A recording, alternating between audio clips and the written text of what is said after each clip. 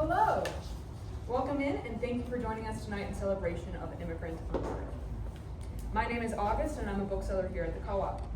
As you might know, our bookstores were founded in 1961 and in 2019 became the country's first and currently only not-for-profit bookstore whose mission is bookselling. This mission recognizes bookselling as a cultural endeavor, booksellers as professionals, and bookstores as a civic institution that supports an informed populace. Additionally, we are currently the only unionized bookstore in Chicago. We are with the IWW. One of the main ways you can help support our stores is by buying a book. I would recommend Immigrant on Earth this evening.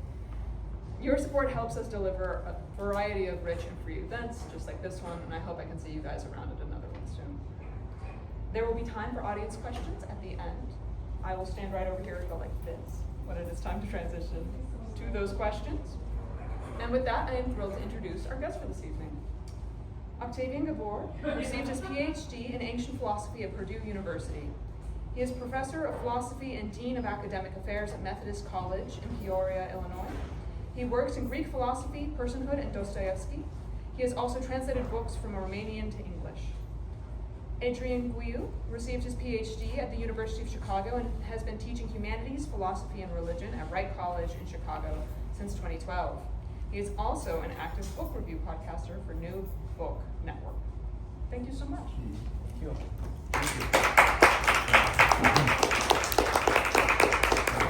Thank you. This is my second time doing this, and I enjoy quite a bit because I also do these book reviews on the New Book Network, which are recorded. And anyway, but it's especially a great joy to do it with Tavi, who's a friend and a conversation partner. And I want to believe, and I believe that some of the discussions we've had over the years have made their way into the book. Therefore, it is great to revisit some of these themes and get some clarification.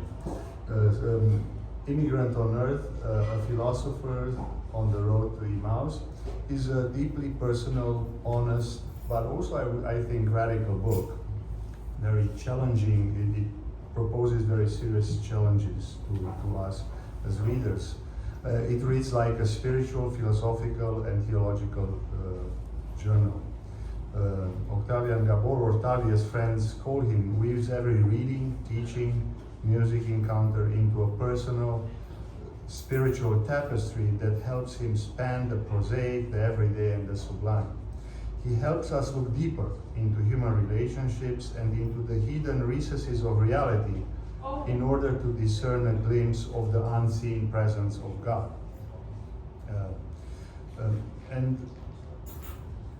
Throughout the book, Tavi has, I think, a two-way approach. One is what I call the approach from below, grassroots. He starts from the everyday encounters, from the complicated, murky realities of everyday life. And I should mention that the book is the result of his blog, right? So it is a very much a lively style of writing and fresh, I would say. And then he also has what a top-down approach, where he uses his readings, his reflections, his academic work on Dostoevsky, on Levinas, but also probably the third aspect is his participation in the life of the church, in the daily services of the Orthodox Church, right? And so these are let's say the two methodological approaches. So it is indeed a dense and intense book that should be read slowly, chapter by chapter, or that's why it's like a philosophical journal. I think it would be interesting to start with some questions. But the first question I'd like to ask you, which I've been pondering about, is can you explain the title? Because the title is a little bit puzzling. On the one hand, it says Immigrant on Earth, and the other, the subtitle or maybe the main title, is A Philosopher on the Road to Emmaus. Thank you very much, Adrian, and thank you all for coming. It is a pleasure to see all of you here, especially because I know some of you come from far away. So the title, Immigrant on Earth, the idea of being an immigrant, in fact, it's not necessarily about being an immigrant in a different country, although, as I'm sure the majority of you know, and some of you who do not know may realize from the accent, I am an immigrant in this country in the sense in which I come from Romania. But the idea itself is that the book, in my mind, is about personhood. And if you discover who you are as a person, you discover that primarily in the way in which you live in other people's souls. And it's not necessarily an immigrant in the sense that you live in a different country, but that you live every day at different moments in other people's souls, and not only at the moment in which you are aware of it, but also at moments in which you are completely unaware of it. And you live in other people's souls for both the good and the bad, in the sense in which you influence people without necessarily knowing, and that they influence further others afterwards. I haven't thought about this, but I just thought about it now. I teach in a health science college, and my students are primarily nursing students, and at times I sense, especially the nursing faculty in my college, how they perceive that they live through their students' hands into helping other people as patients. Now, at the same time, it is immigrant on earth in the sense of the idea that here on earth we live a life that is, in my mind at least, not necessarily for a different life, but it has repercussions further on. In the sense that every gesture you have can influence in some eternity. Now, why is it about Emmaus? The story about Emmaus, for those of you who are familiar, is appears in the Gospel after Jesus has been crucified, and two of his disciples, have to remind me, Cleopas and someone else that I don't remember right now, are living from Jerusalem. And on Jerusalem, on the path towards Emmaus, they meet Christ without recognizing Christ. And Christ, on that path, reveals to them the meaning of the gospel. For me, it's important primarily because they leave from the temple. They leave the temple behind, and they go towards their home, and they find truth not in the temple, so not in the understanding of what happens in the religious realm, but they found truth in the personal encounter with another person. And they found truth by actually being nourished with the other person, and that person being Christ in that situation. So those are the two things that in my mind are connected, and they are all connected with personhood, and with the idea that knowledge in personhood does not take place by taking within your soul lots of ideas, but in fact by being nourished with another person. Thank you. Because the other journey that you mentioned throughout the book is, if it can be called a journey, is the episode from Waiting for Godot. Correct, yes. And in my mind, those are somehow opposite type of experiences. Correct. Right. Yeah, I agree actually. But yes, you're right. So the waiting for Godot is a waiting for something that has propositional content, I would say. Or you're waiting for something that you must understand. But in that waiting, the two people who are waiting for Godot, Vladimir and Estrago, are always moving in the same space, forgetting that the space is going to be changed the moment in which they embrace each other. And there is no moment in the book in which there is a moment, but not truly. So at the end, when they are saying, what they are saying again, is Godot here, or are we waiting for Godot? Godot is still not there, but it's not there not because there is no presence, but it does not recognize the presence in the person next to them. Yeah, but it's also an absence, right? Correct. And that's why it's the opposite, because it's an encounter that never happens. Correct. Yeah. So that's the contrast that I perceive between the two types of experiences. Correct. Yeah. That sometimes the encounter does not occur. Mhm. Right? You're going on the journey and you don't encounter the Logos, right? The Christ. So what makes the difference? And you do that throughout the book. I think you're exploring that possibility. Mhm. Yeah. You may be referring at the later text, I would say, about suffering, but I will just talk primarily before that kind of text. So in my mind, it's about attitude, or the way in which you go toward the one next to you. The moment in which you go with expectations, and expectations that have, I would say again, a certain definition, then the encounter cannot actually happen because you are looking for yourself. If you do not go towards an expectation, then what may happen is surprises in other human beings. But I'm guessing you refer to something that we discussed before about suffering, but I do not know exactly. No, but in waiting for the Lord, it is not propositional. It's precisely the observed escapes or belies the possibility of even defining what you're expecting. Mhm. But so that's probably along the lines of the different contrast and similarity between the observed and the sublime. I see. Right. Yeah. It's a long way. But okay, so if my next chapter, the next chapter that every chapter you can talk quite a bit because they're like the shots of drinks. You take a shot and you're done for the day.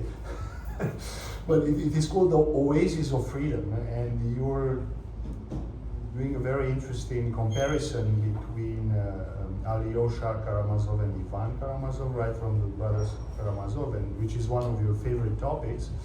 And you explain how Alyosha is an oasis of freedom for others, right? And that's a constant theme in the book, is how can you become a place of an oasis, a place where the other feels welcome and where an encounter occurs, right?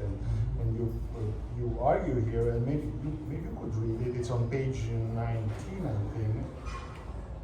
This doesn't mean it's at the bottom of 18. This doesn't mean there is one character in Dostoevsky's work who lives his life as an oasis of freedom for others, Alyosha Karamazov, in whose presence all have moments of goodness. As his father remarks, because all feel free to be who they are, regardless of their wickedness. They find rest in him because there's no judgment in him. This doesn't mean that Alyosha has no values. In fact, it is precisely because he has values, because he has standards, that people find rest in him.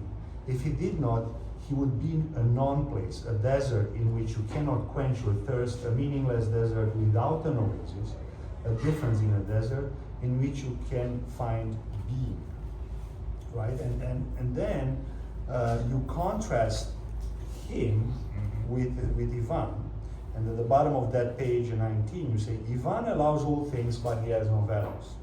He wants to start with freedom outside of meaning, but in the absence of meaning, freedom and embrace are just as meaningless as anything else.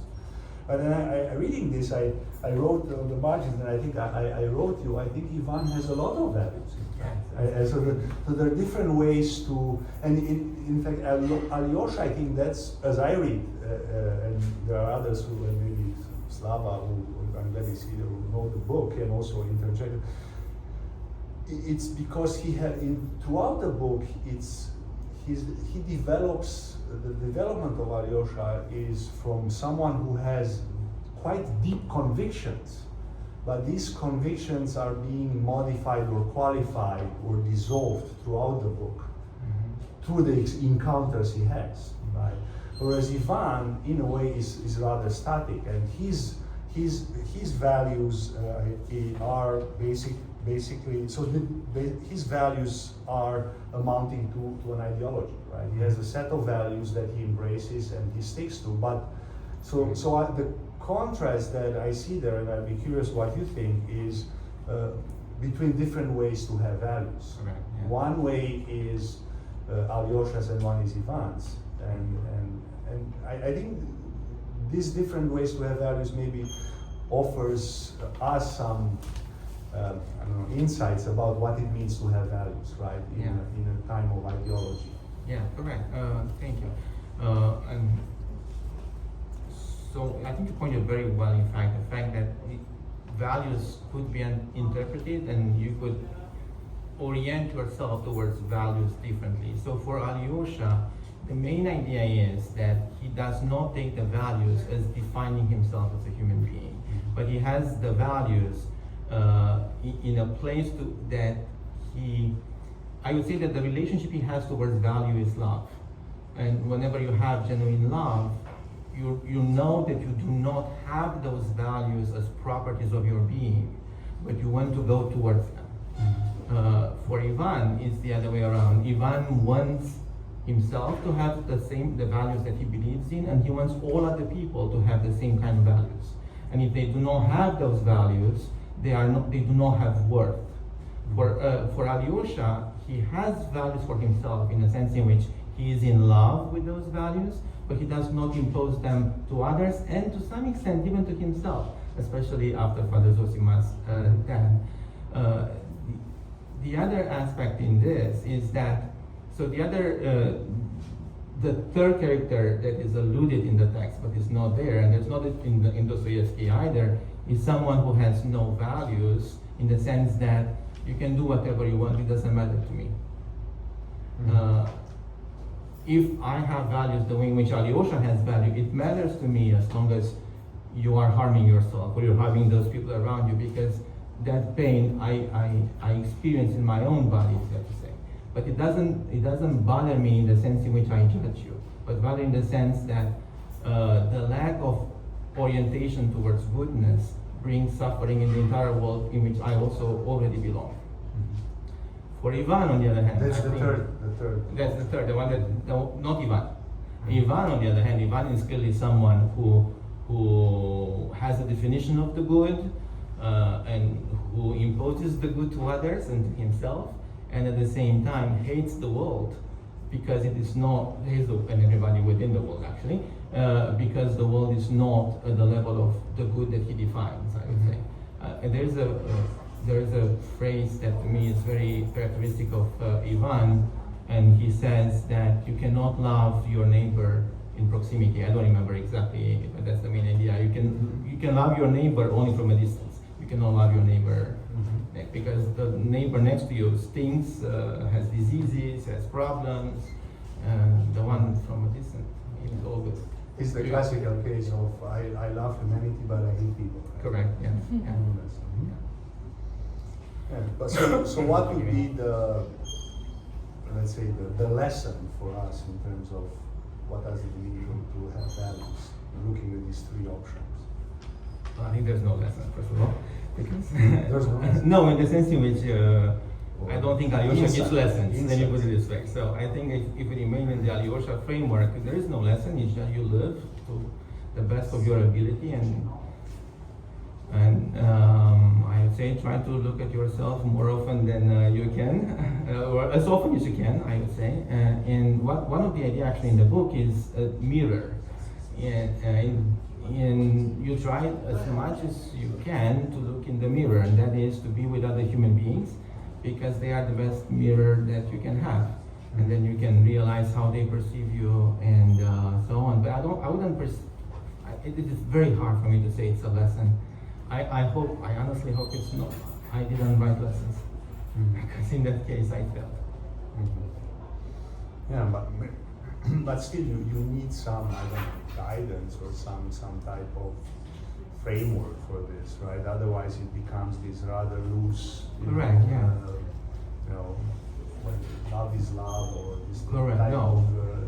of sayings that people use a lot, and they mean anything and nothing, right? Correct. It's not about love is love, or you have to always love everybody else, or it's not about that. It's about the fact that,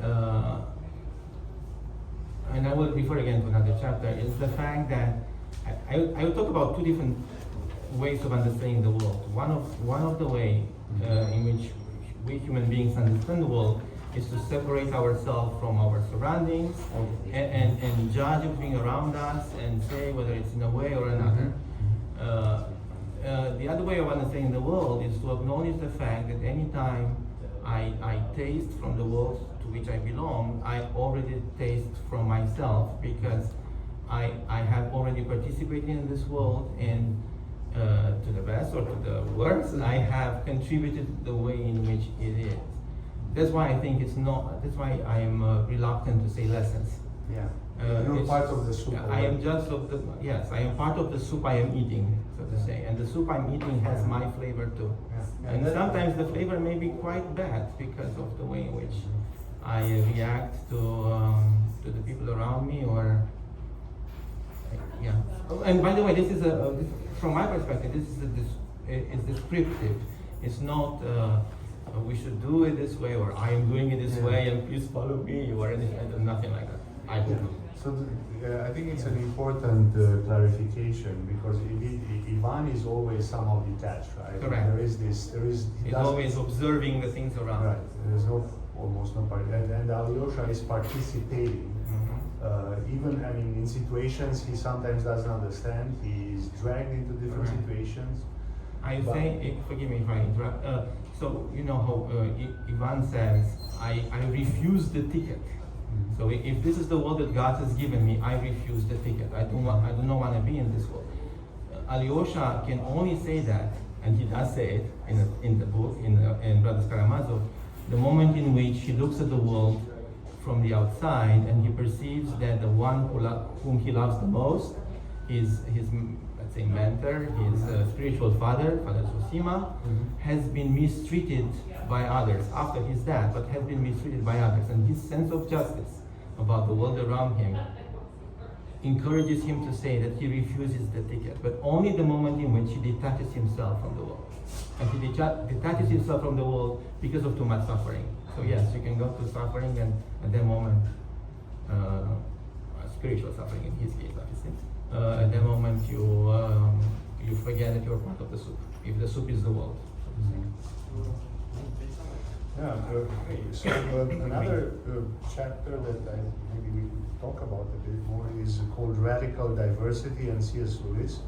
And you're arguing, as I understand it, that we should have, it's interesting you call it radical diversity, and you can explain what you mean by that, but then you argue that we should read widely and allow everything in a way to inform us and inspire us, and somehow seem to say that we don't need categories, right? Categories are dangerous, which is very interesting to hear that from you as an Aristotelian.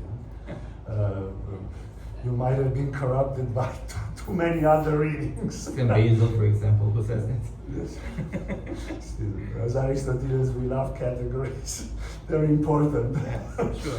But so I wonder whether we, and then you end with a beautiful Romanian poem by Lucian Blaga, which says, "I do not crush the world's crown of wonders, and I do not kill with my mind the mysteries that I encounter on my way, in flowers, in eyes, on lips, or on sepulchres." But so my question is, can you have both? Can you have, because categories and wonder? Because practically speaking with C.S. Lewis, you see, I think when he argues for what he argues, he presupposes a canon, a framework, right? So he's not just in a no man's land where he just says, hey, you can go in any direction where you want, right? So I think that type of openness presupposes the presence of a framework, or what we call a canon. Now after you dismantle the canon, you get rid of it, that openness becomes disorientation and confusion. Well, in some sense it's connected with Alyosha, who has orientation. So Alyosha, as I was saying, that Alyosha has values. But I don't, in that particular text at least, C.S. Lewis, I think, doesn't argue for a canon. He argues for different views in different eras. He says, read old books because they come from a different world, they have a different perspective than what we have. even nowadays we may be on the right or on the left, and we seem to be that very, very opposite to each other. In fact, we think the same way because we have the same categories. We share the categories of discourse, and we may go into the left or right or whatever you want to, not necessarily politically. But even if we have contradictions in our fights, we use the same categories because otherwise we're not be able to fight. In fact, and C.S. Lewis says, read the old people of the past, but not because the old books are better. He says, if we could read the books of the future, I would encourage you to read the books of the future. So the main idea is not the past. It's a different way of seeing the world because of the different categories that the people in different eras have used. And those different categories can show to us that the categories we use nowadays may not be as essential, let's say, as we claim them to be. Or why radical diversity? We talk a lot about diversity from one side or from the other. Well, maybe there's a different kind of diversity in which it's a meta-diversity or radical diversity, in which we can think of the idea of diversity from how it is perceived nowadays, or how it may have been perceived in ancient times, or how it will be perceived if the world is still here in 3 centuries or something like that. But we don't have access to the future. So that's why he says, in my mind at least, read the old books. It's not because they were smarter, they were. And Saint Basil, by the way, he says concepts only create idolatry. Yeah, can create idolatry. Yeah, actually, I think it says always create idolatry. Now, of course, in thinking, in science, even in philosophy, and so of course you use categories. But then I think what we have to do is to acknowledge the fact that our categorical thinking cannot be applicable to all possible ways of understanding the world. Yeah. And the moment in which we consider orientation towards other human beings or towards values, categories can murder. Yeah, and so it depends on how you use. Of course, if you do logic and if you do Aristotle, you don't do categories, you can switch departments. So, yeah. Well, now, the next chapter I want us to talk about, so it's called Pregnant with the Beautiful, right? And it's a complex chapter, right? But so you make the argument about maybe. How about you summarize it and I'll ask the question? Okay. It's better for you to tell us what you wanted to say in that chapter. Sure. So in the chapter, I think the chapter begins with in some sense, a story from Father Roman Braga. Father Roman Braga is a Romanian priest who passed actually 10 years ago in Michigan, here in the States, after he was a monk at a monastery in Michigan. But the main story is not about that. It's about the fact that in his youth, he was in a communist prison called Pitești, with horrible persecution. I will not give you details about it now, but I'm sure you will find on the internet if you want to about Pitești. But what he talks about is the fact that he found God in isolation, when he was in prison isolation. And he said, how can you find God in isolation if God is found in the other human beings, if it's actually the other person, so you can never be in heaven alone. In heaven you are always with others. If you're alone, you may think of yourself as being in hell. How is that possible? So from there, the idea is that in fact, if you truly find yourself, what you find within yourself is the kingdom. And the kingdom is the presence of all of the human beings within you, not in the sense that you have eaten them, but rather in the sense that you are already connected with everyone else. And in order for you to give birth to the kingdom or to the beautiful is to acknowledge that and to give up yourself, the ego, so to say. And giving up yourself is the birth of that which is already present in you, God, and the kingdom itself. That's in a very short. It's also very beautifully written. And maybe I'd like to read one Sure. passage, or you could read it if you want. No, please. I like to hear you. Okay. Yeah, because I had a question about what you're doing here. So it's page 73. Our bodies go through events. Okay, maybe I'll start earlier. For we love ourselves. We love our habits, our coffee in the morning, our going to the gym. But once we are pregnant, we realize that our whole world changes. Our bodies go through events that we do not bring upon us, but to which we cannot say no, unless we say no to what has a life within our body. There may be moments of despair, moments when we cry, I want my body back, I want my time back, or I want my freedom back. But all these moments disappear when we hear again, deep within us, the call of the beautiful, our child that is ours, but it is also not ours. In a deeper and more profound sense, this call of the beautiful brings upon us responsibility towards what precedes us. This call does not allow us to say yes to all our desires, but gives us the power to do violence to them. And we accept the pain experienced by the body with a new and surprising feeling of joy. And we are ready to embrace our new situation, that of a birth giver of beauty who has the potential to give birth but is not yet there. I stop here. So what I wrote in my notes is, and this contrast, this tension between pain, suffering on the one hand, and joy and beauty on the other. How do you go, right? How do you cross that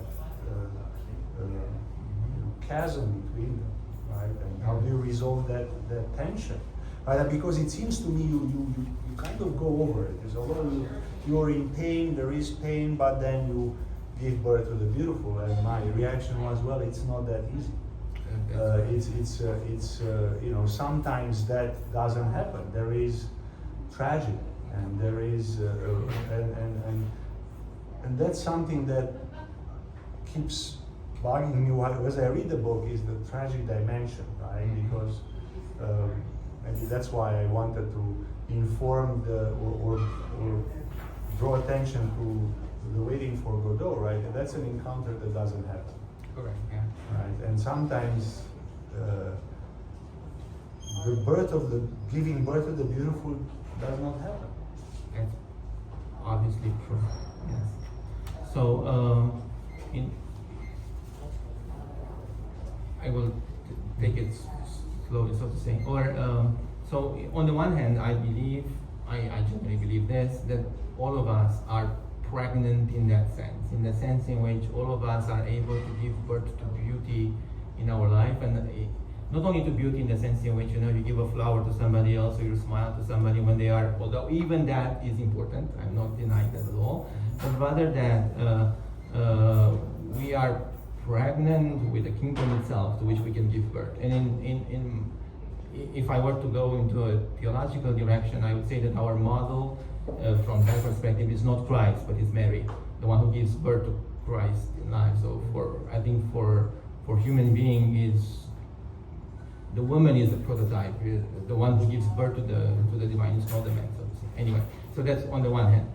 On the other hand, I have always been reluctant to say we as human beings, or Mary, Johnny, or whoever, must do this because this is the moral law, or because this is the good that you have to follow, or you have to give birth to the beautiful because even if you're suffering, you have to deny your suffering.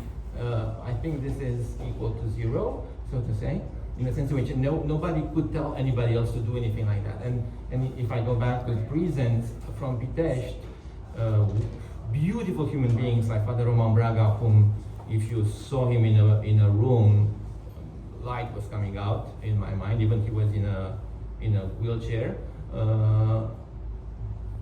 So people like him came out, but from Pitești, people who were marked for life came out. So I'm not saying that it's a recipe, do this and you'll give birth. It's more like a description of what happens when you hear a call. And sometimes you may not hear it. And And I'm not saying that, Adrian hears it and Tavi may not. It may be different moments in life when we hear different things. And how is that working? I do not know. I have no solution. Yes, because in invitation, since you mentioned that many who were amazing human beings failed, right? Especially the moral ones. The moral? Especially the people who believed in morals, yes. Yeah, okay. Who had high values, yeah. That's it. Good, thank you. So maybe it's a good opportunity to allow others to chime in with their questions. I have more questions, but if there's time I can ask more, but if others from the audience have their own questions about what we talked about, but especially about the book and about what Avi has to say.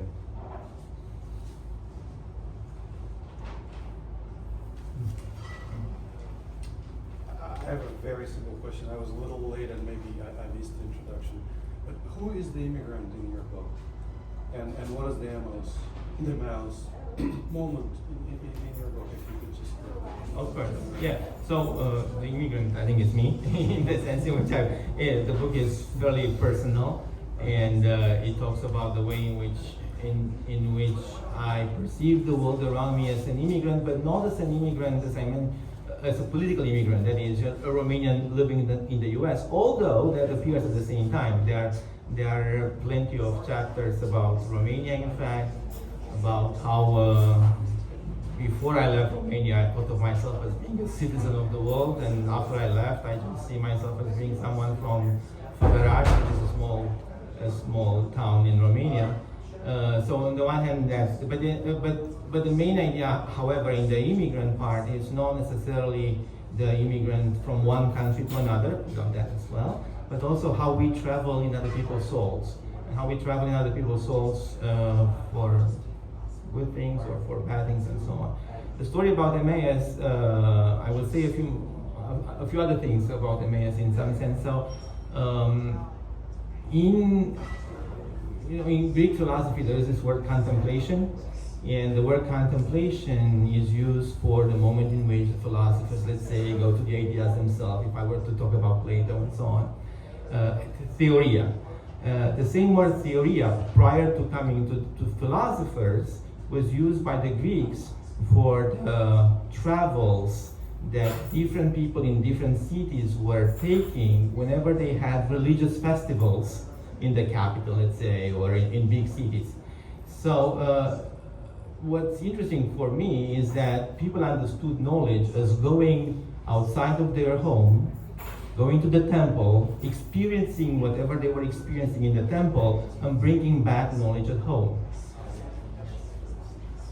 Prior to the philosophers. The philosophers themselves thought about going again from the home and going not to the temple, a religious temple, but to the temple of the philosophers, the ideas, the God of the philosophers, and so on. And stillness is coming back home. If you think about the Republic, Socrates goes out of the cave and then comes back to impart knowledge to the people in the cave. It's some sort of theoria of contemplation.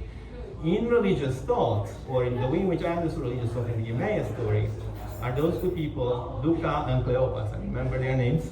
Lucas and Cleopas, who come from the temple, from Jerusalem, after Jesus has been crucified, and they go back home, thinking they understood what had happened, without having had understanding. They meet a stranger, someone who, actually an immigrant, someone who's not there, and that stranger reveals to them truth, but reveals to them truth in the conversation he has with them, and in the final breaking of the bread, so to say. So in the communion of the people eating together, in my mind, is actually understanding through nourishment, understanding through eating, so to say. So, and to be honest, the idea of the Emmaus, I was back in Romania maybe 15 years ago or so. I was talking to someone, actually a bishop, Daniel Stoinescu, and because I was a philosopher, he said, well, you have to write Plato and Aristotle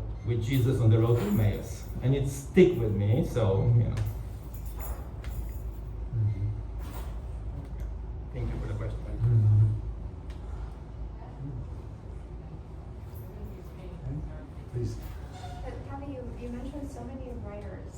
Yeah. thinkers and influencers in Romania and abroad, Dostoevsky and why and blah, blah, blah. If we as a layperson and we're not in the philosopher's chair, if we were to read something on an author or a book that will really help us advance to the next country, what would you recommend? In my mind, without a doubt, Brothers Karamazov by Dostoevsky, and With commentary. no, I think it's a beautiful book. I know, Christian, I will be perfect with it. So at the beginning of, it has the idea of immigrant actually there too. So at the beginning of the book of Brothers Karamazov, Dostoevsky says, well, my book is about this guy, Alyosha, but he's not a hero of the book. Not the hero in the way in which people understand him as a hero. And, he doesn't talk much about it. He probably refers to how writers were understanding heroes at that time, with characteristics. But then he also, the moment in which he describes Alyosha, he gives him no features whatsoever, no categories. The only description he has of Alyosha is in the relationship he has with others. All the other people in the book, in the beginning, are described with categories. But then immediately after he says that he's no hero, he's an eccentric, he's not the guy of this world, he says, well, this book is actually not the real book either. Mm-hmm. But the real book is the second volume. Not Brothers Karamazov that I just said. I think we should all read. If there is any lesson, Brothers Karamazov. So how come? Why is it the second book? Dostoevsky only wrote once about this book in his journals, in his diaries. So only one mentioned the plan of writing another book about Alyosha's life. And I think at the same time that what he has at the beginning is an image of this idea that the second book of Brothers Karamazov is the book that is born at every moment in its readers' souls. How Alyosha lives with me, with whoever reads about him in different ways and in different eras as well. Because I'm pretty sure that Alyosha, the way in which I read Alyosha when I was, back home in Făgăraș, is different than the way in which I understand Alyosha nowadays. But for sure, it would be very hard for me to imagine that anybody who reads about Alyosha will not have Alyosha somehow alive in his or her soul.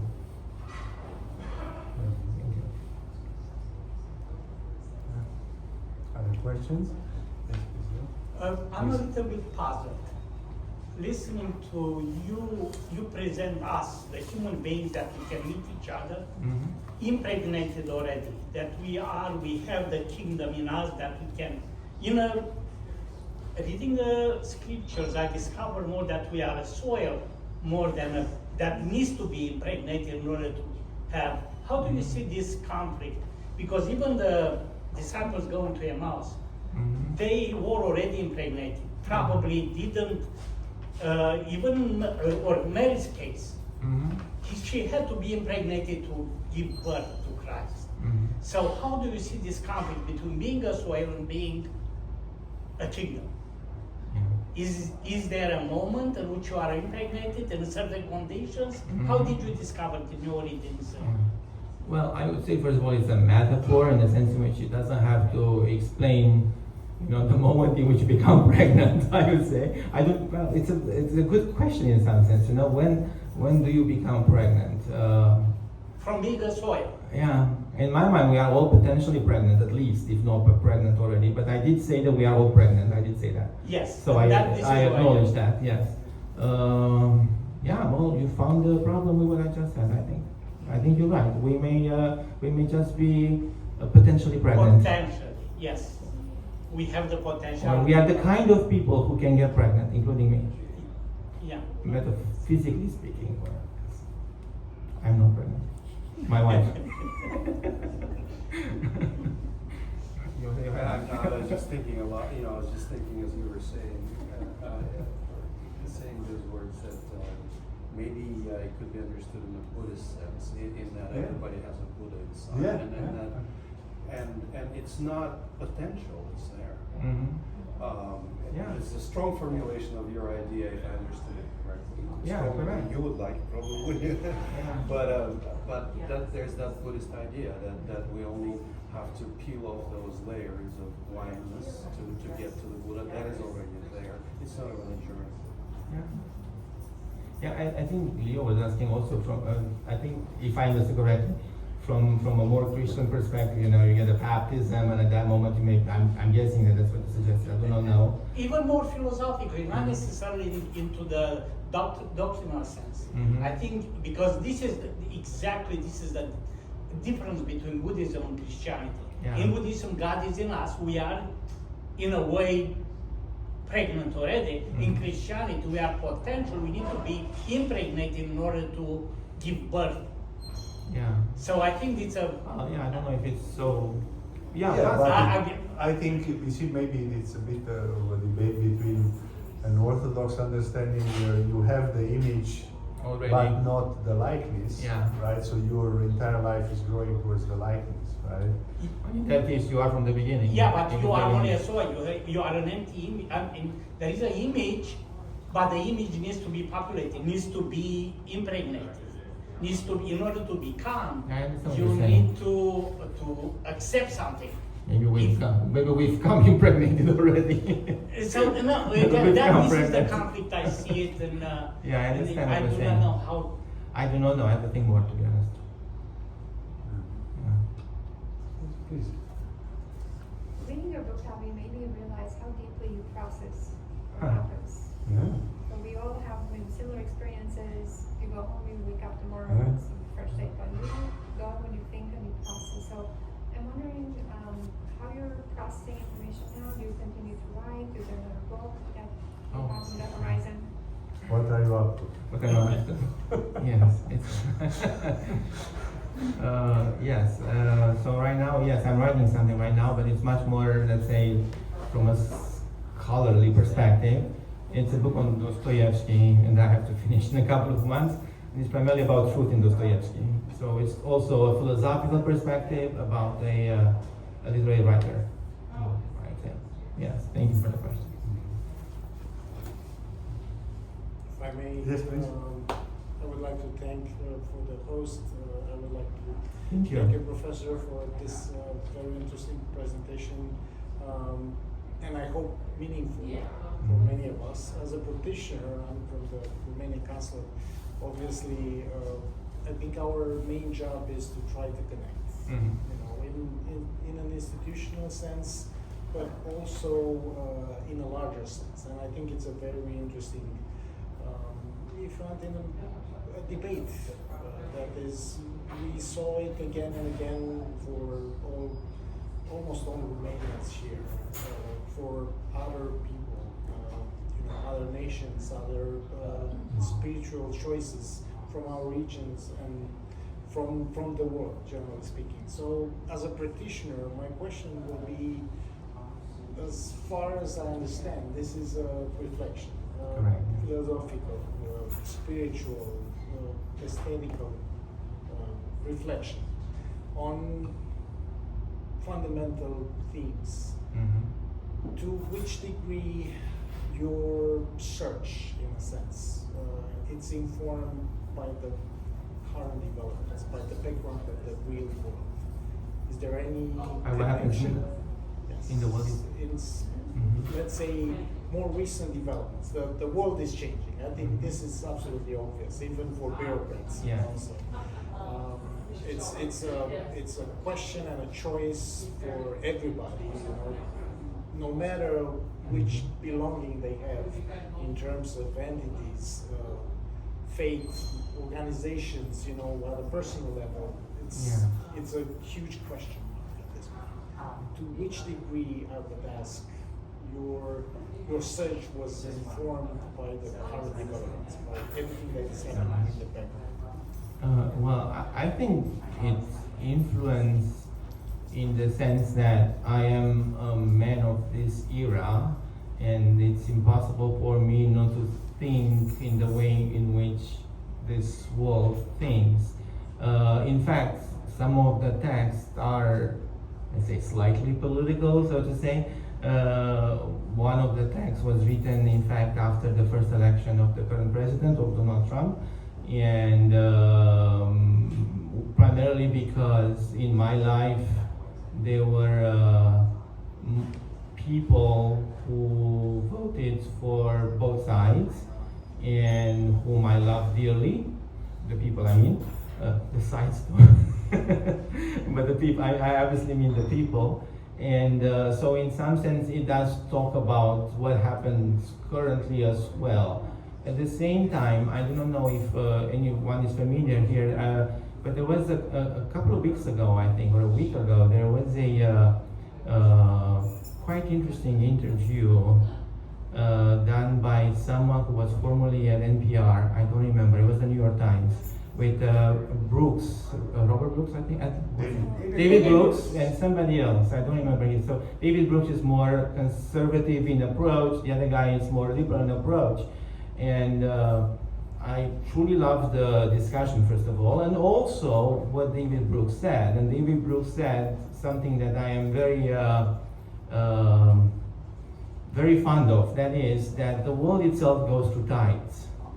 And you know, now we are in a certain tide, and maybe not one, maybe more nationalistic, or maybe, I'm not gonna try to portray the tides themselves right now. But I like the idea of understanding the world itself going through tides, and that we can work in diminishing the tide if the tide we believe is too strong, or going into a direction that we don't like, but what remains is our life as human beings, and that we can discover our humanity and can be in companion with others regardless of whatever tides are around us.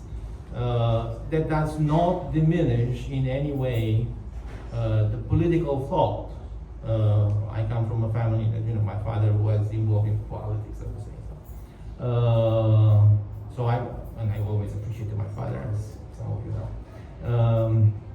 It doesn't diminish, but at the same time, I would also say that we need, for our own humanity, to be aware that the political side is not our essential side, and that's not the only thing in which we can engage with each other. And the moment in which we reject each other because of our belonging to a side or another from a political perspective, in my mind, that shows that at that moment we cannot think more than from that perspective. We are already the victims of the categories imposed to us. So yes, I am a man of the era, but I like to read the old people, like C.S. Lewis says. And I would love to read the people who come after I'm dead, but I probably won't.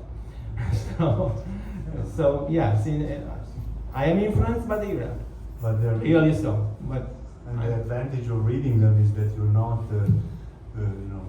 taken over by the tide. Yes, You're correct. somewhat surfing on it. You manage to somehow not always drown or be tumbled by it. Right. Adrian does it better than me because he likes swimming. But No, but I think that's the advantage of doing what you're doing, is you're reflecting on what happens with a longer view, with more lenses than just reading the news, which we all do anyway. But it's so easy to be being in the tide. Yeah. Yes, please, Peter. You have a chapter here called Ode to My Wife. Since the lady is here, Yes, the lady she's of incandescent and irate I don't know if she knows. It should be the Ode to Beauty or Truth. But no, I understand you don't want to draw lessons from your book. Yes. But what are these sort of tendencies or velleities that you could sort of distill from that of your book? Could you repeat the last question? I didn't get it. So what I'm saying is that you don't want to prescribe rules, be prospective or descriptive. You want to be more descriptive. Yes. So what these, you touched upon this thing, what would be some things you would want us to go on and think about in terms of velleities, tendencies, propensities? So if you want me, I can talk about that chapter with my wife in some sense. I think you should. Yeah, For the record. For the record, yes. We actually have 28 years of marriage in a couple of days. So.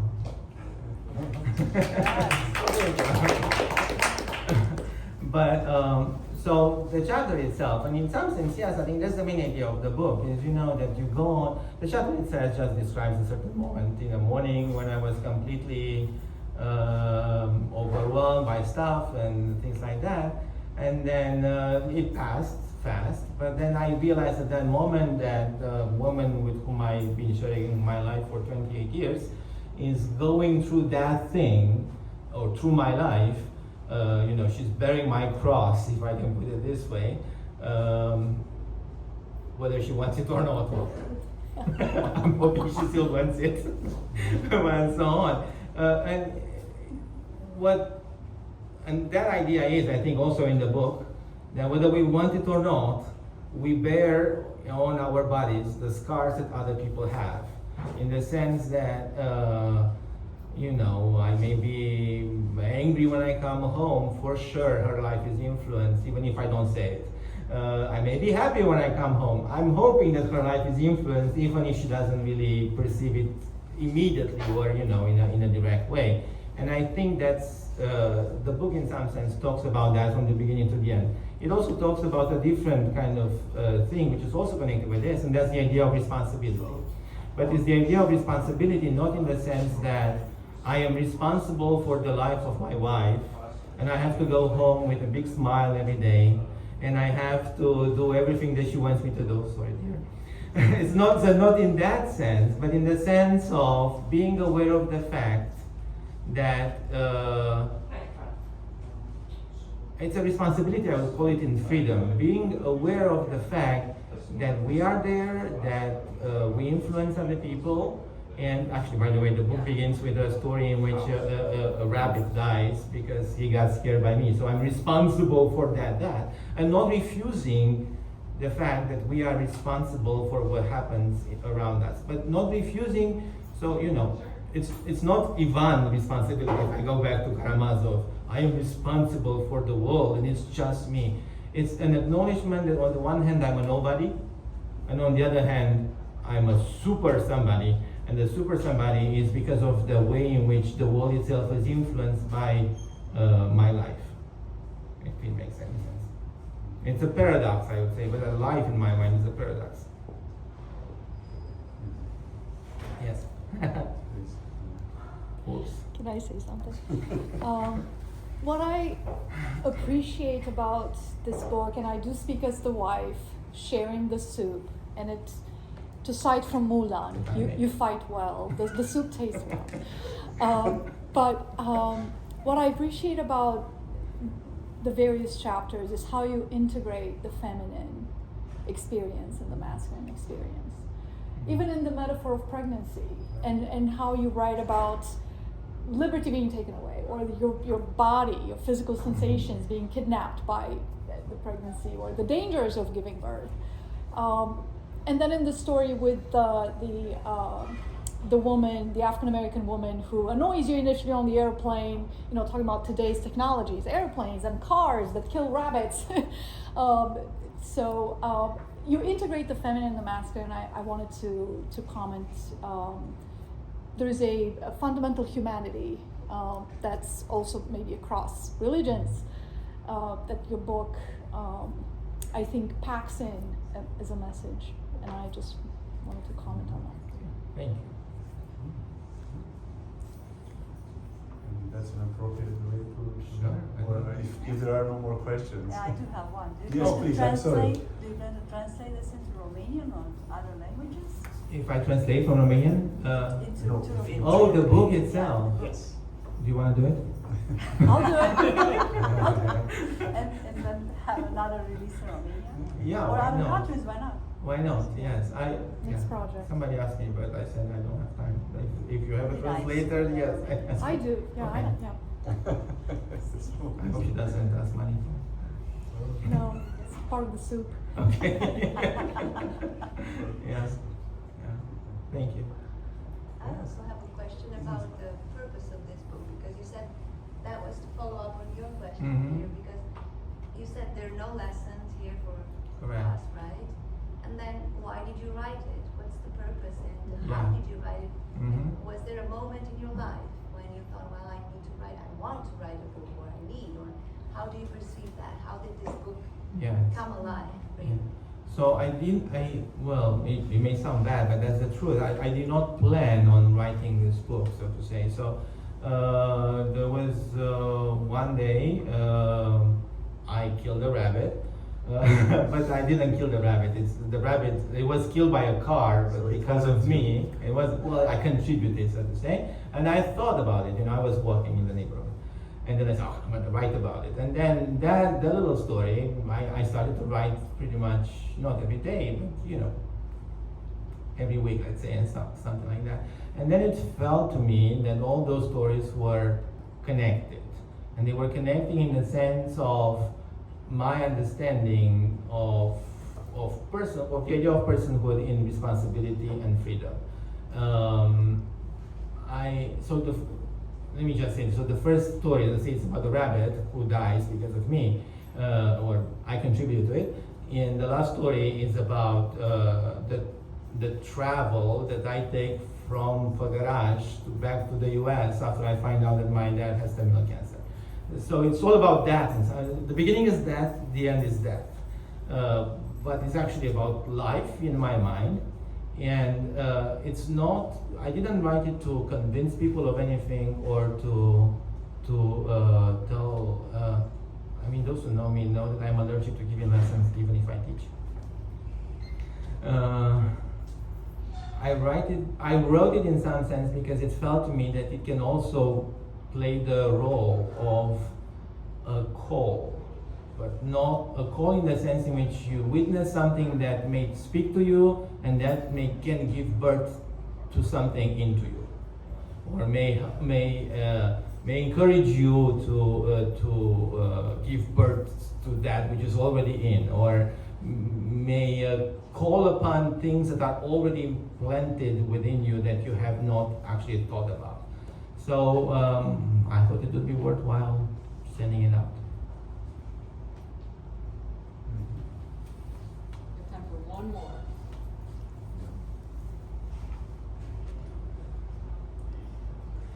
Let me thank all of you for being here.